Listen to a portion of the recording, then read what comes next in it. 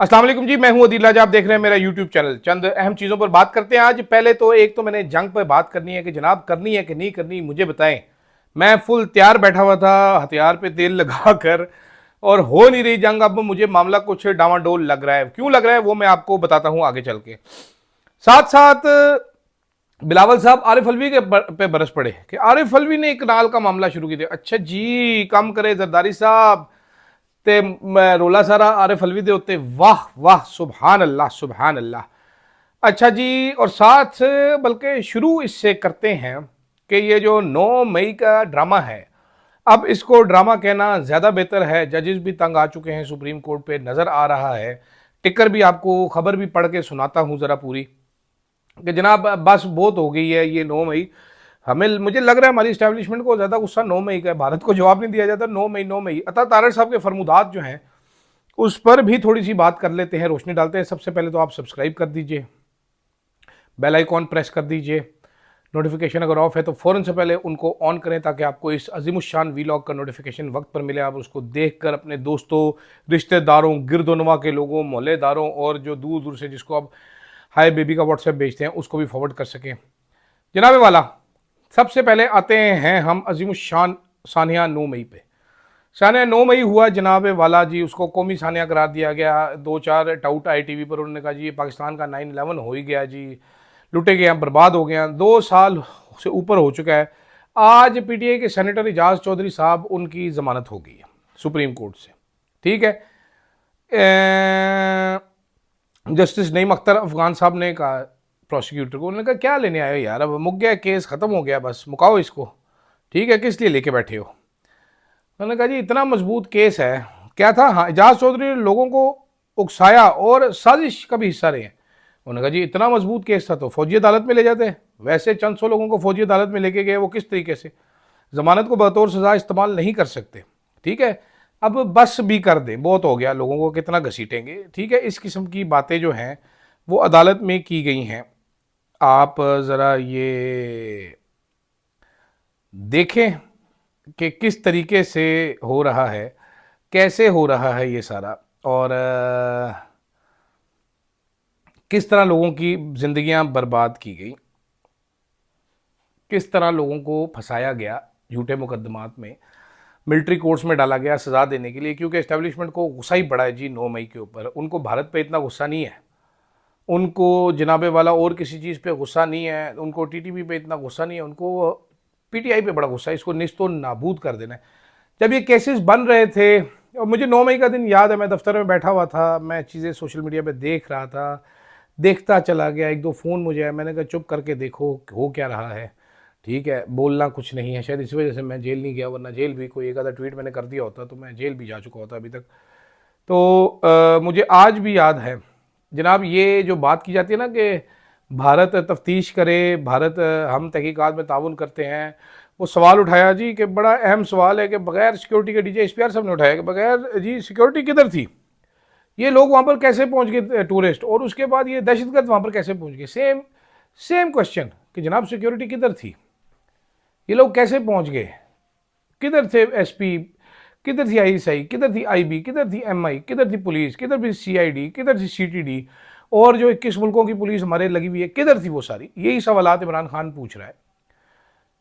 तहकीकात जी, भारत तहकीकात करे, इंडिपेंडेंट, हमें सबूत भिजवाए, हम करते हैं तहकीकात। वो इमरान खान कहता है जनाब मुझे दिखाएं सीसीटीवी फुटेज, तहकीकात करें, कमीशन बनाएं, इंडिपेंडेंट तहकीकात करें। Same, no difference, same to same बातें हैं। आपको पता चल रहा होता है ना, आप कोई चीज़ हुई भी है तो आप प्रोपोर्शन देखें, सज़ा का जो इंसिडेंट हुआ उसका देखें। पहले तो हमें तारीख में पता चला जी जिना हाउस भी कोई चीज़ है।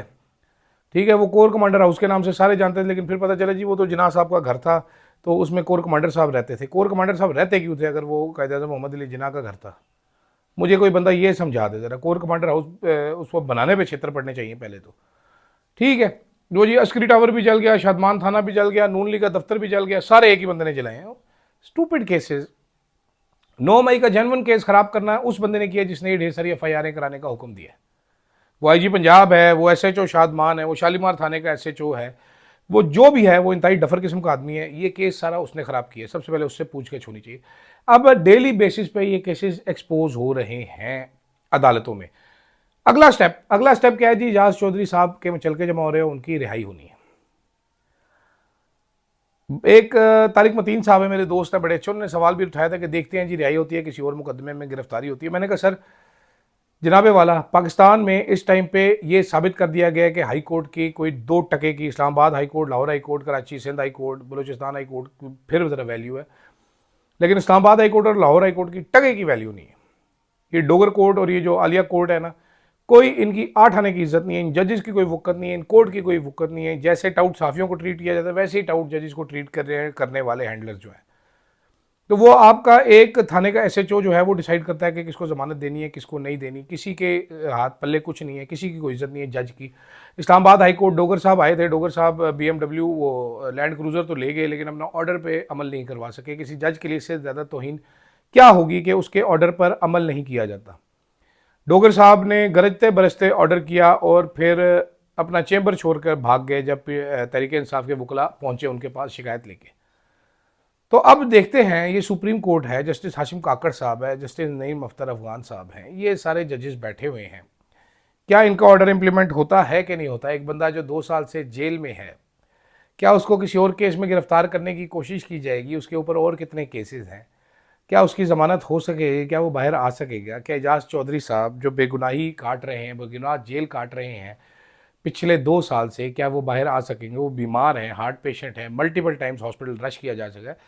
तो सवाल सबसे बड़ा ये है, देखते हैं सुप्रीम कोर्ट की कितनी वक़्त है इस सिस्टम में, वरना फिर हमें मालूम हो जाएगा कि ये जज भी बस वही जज है जो गरजते हैं बरसते नहीं हैं। बिलावल भुट्टो साहब ने जनाब बताया कि जी ये कनाल्स के जो सीड्स हैं, बीज इसका डाला था आरिफ अलवी ने। 8 जुलाई 2024 को बिलावल के अबा हजूर सदर जो हैं पीपल्स पार्टी जनाब आसिफ अली जरदारी, जो कि मर्द हुर हैं बिलावल साहब के बकौल, मर्द हुर से मुलाकात करते हैं 3 फौजी जर्नैल जो कि ग्रीन पाकिस्तान इनिशिएटिव को रिप्रेजेंट कर रहे थे। वो उनको ब्रीफिंग देते हैं, सदर साहब से अप्रूवल लेते हैं, चले जाते हैं और खुदाइयाँ शुरू करा देते हैं। इसमें आसिफ जरदारी का क्या रोल है और इसमें कहाँ से रोल है आसिफ अली जरदारी का? मुझे कोई बंदा ये समझा दे। अब्बे में बिलावल साहब की हिम्मत नहीं हुई, 3 जर्नैल देख के वो बैठ गया अपनी जगह पे, उसने ओके ओके कर दिया। इतना तू बड़ा सिंधी था, इतना तूने अप्रूवल दी क्यों जब तुम्हारे पास है कोई पावर नहीं? सदर के पास क्या पावर है ये देने की? कानून बनेगा ना कोई नई नहरों का, कोई अप्रूवल केसों का, सदर कहाँ से दे सकते, कैसे दे सकते? CCI ने देनी तो सदर कैसे दे सकता है? गैर कानूनी काम सदर ने किया क्यों? तुम्हारे अबू ने किया क्यों? आरिफ अलवी बेचारे का क्या कसूर है? कोई ख्याल करें mister Bilawal, please don't do this. आप पतले हो रहे हैं माशाल्लाह, बड़े बेहतर लग रहे हैं आप। बाल शाल भी सेट कराएं, पीछे से हैवी हुए हैं, यहाँ से कम है मेरी तरह, थोड़ी सेटिंग इसका ना, पीछे मशीन बनवाएं, पप्पू लगेंगे। अब आ जाते हैं जंग की तरफ, मेरा फेवरेट टॉपिक, क्योंकि जंग जो है वो हमने करनी है, कौम तैयार हो चुकी है ज़हनी तौर पे, लेकिन अब मुझे कुछ शक हो रहा है कि ये जंग होनी नहीं है। शक मुझे किस लिए हो रहा है जनाब? शक मुझे इसलिए हो रहा है कि पता चला जी कल जी 150 ट्रक हमने वाघा बॉर्डर क्रॉस करने दिया अफगानिस्तान से जो आया था इंडिया में, जबकि हमने तो बॉर्डर बंद किया हुआ है और इंडिया ने भी बॉर्डर बंद किया हुआ है। तो हमने क्यों जाने दिया जी ये ट्रक? इंडिया ने हमारा पानी भी बंद किया हुआ है, तो हम क्यों फुदू बने? हमने इंडिया पे क्यों 150 ट्रक जाने दिया? हमने 150 ट्रक वापस क्यों नहीं किया, जब्त क्यों नहीं किया हमने? और ये तुरखम बॉर्डर से निकल के वाघा बॉर्डर तक आया कैसे ये ट्रक? Very strange. ठीक है, दूसरी तरफ अता तारड़ साहब ने कल PBA वालों से मुलाकात की, उनको कहा जी जंगी जुनून ज़रा जो है ना, जज्बात कौम के जगाएं, ज़रा मीडिया को, इंडियन मीडिया को जवाब दें, ये करें वो करें। अच्छा जी ठीक है, फिर वो खबर ये चली कि DGMOs का भी आपस में रब्ता हो गया है। ठीक है जी, DGMOs का भी रब्ता हो गया है, तो फिर हमने क्यों जंग करनी है? जंग किधर होनी है? अता तारड़ साहब ने कल ये भी बताया जनाबे वाला कि भारतीय मीडिया की तो मुझे टगे की परवाह नहीं। अगर टगे की आपको परवाह नहीं भारतीय मीडिया की, तो आपने क्यों PBA वालों से मीटिंग की? क्यों आपने जनाबे वाला रिक्वेस्ट की कि हम आपको कंटेंट भेजेंगे, आप वो चलाएं, आप ज़रा पुश करें नैरेटिव जंग का, पाकिस्तानी फ़ौज तैयार है? क्यों ये हरकतें कर रहे हैं जनाब? तो ऐसे महसूस हो रहा है कि ये हुकूमत जंग का माहौल ज़्यादा बना रही है, मूड इसका कम है जंग लड़ने का। हम तो तैयार थे। हमारे उस्ताद मोहतरम जेदा चांगड़ साहब ने हमें कल बताया है कि हथियारों पे तेल लगा लें। अब कल से मैं तेल वाला हथियार लिए फिर रहा हूँ। ठीक है, इट लुक सो बैड, तेल हथियार, वो हैंडल सही नहीं हो पाता, तेल लगाओ उस पर, ड्राई हो तो हैंडल हो जाता है। तो क्या तरीका कार है ये जी? जंग करनी है तो करें। वो बॉर्डर से वीडियोस बना रहे हैं बच्चे, टिकटॉक के बना रहे हैं, वो एक बंदा मज लेके फिर रहा था, उसको कहा तुम क्या कर रहे हो, कहते मोदी की मामा लेके जा रहा हूँ। चिल कर रही है वहाँ पर। एक किसान से, वो सियालकोट का एक लड़का, उसने सवाल किया कि जंग वैसे तैयार होकर जब जंग करनी थी तो जल्दी करो, असी कड़क भी अपनी कपनी है। ठीक है, ये लोग मानने के लिए कोई तैयार ही नहीं। मैं रोजाना रात को ये सोच के सोता नहीं हूँ, लेट सोता हूँ कि जंग किसी भी टाइम पे हो सकती है। जंग हो नहीं पा रही, कन्फ्यूजन का शिकार हूँ मैं। आप क्लियर करें प्लीज़ कि आपने भारतीय ट्रक जाने देने हैं, भारत ने हमारा पानी रोकना है, हमने मिसाइल मारने हैं कि नहीं मारने। वाई क्रिएट फॉल्स जंग की उम्मीदें। ठीक है, अता तारड़ साहब ने कल रीना शिगरी के प्रोग्राम में कितनी बड़ी बोंगी मारी कि जी मैंने रात को जो 3 बजे जंग का ऐलान किया था उससे जी वो उससे टैक्टिकल था वो। अच्छा जी, मतलब ये कभी आपने ज़िंदगी में देखा है ऐसी बोंगी कि टैक्टिकली तौर पे मैंने ऐलान कर दिया जंग का जी। उन्होंने सवाल भी किया कि भाईजान, उन्होंने कहा जी सोशल मीडिया हमारा बड़ा ज़बरदस्त है, मीम गेम तो भारी मीम गेम नहीं चोई सब जंग विच मीम गेम नहीं चलती। अगले ने बंदूका लेके कहते चपेड़ा भी मार दे। उन्होंने एक्स देखे, एक्स तो हाईकोर्ट में उसका मामला है, हम नहीं खोल सकते ऐसा। अच्छा जी, साबित ये हुआ, पद से साबित ये हुआ कि 9 मई जो है वो हम नून लीग भुलाने नहीं देगी इस्टेब्लिशमेंट को। इस्टेब्लिशमेंट के लिए 9 मई ज़्यादा बड़ा मसला है भारत से। ठीक है, वो भारत के ट्रक जाने दे सकते हैं, वो इमरान खान को बाहर नहीं आने दे सकते। कुछ ऐसा मसला बना हुआ है, समझ नहीं आ रही कि बजैन ये मसाइल कहाँ जाके रुकेंगे। कौम डिवाइडेड है शदीद तरीन। मौलाना फजलुर रहमान ने जो कल पैगाम दिया है, वो शुरू में उसका मैं जिक्र करना भूल गया, वो जय्यद सियासतदान है, समझदार सियासतदान है।